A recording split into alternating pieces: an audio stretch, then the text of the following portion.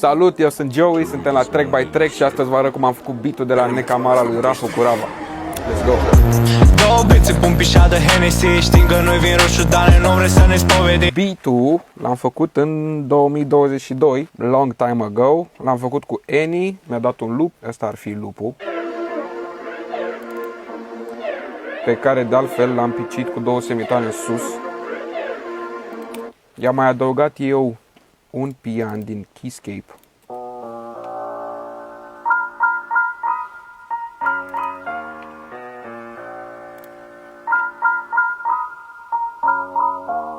Apoi am băgat tobele. Avem 4 snare-uri, toate sună așa.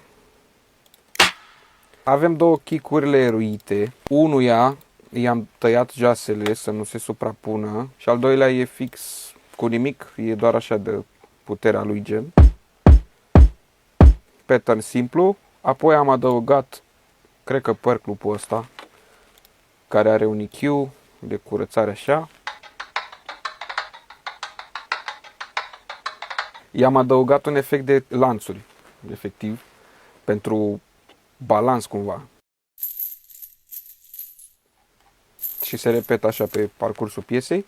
Așa, tobele sună împreună așa.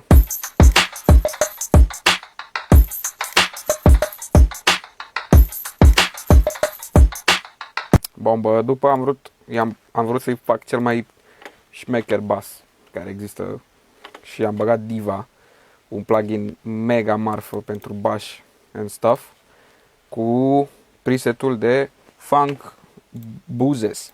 Și sună așa.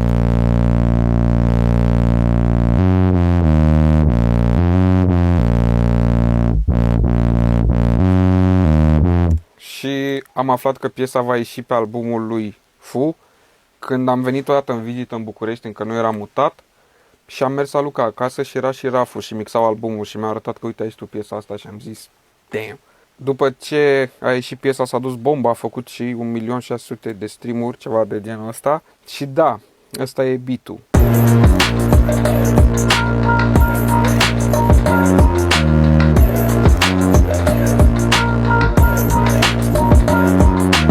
Eu am fost Joey, ăsta a fost beat-ul de la Necamar, găsiți piesa pe toate platformele. Yeah, peace.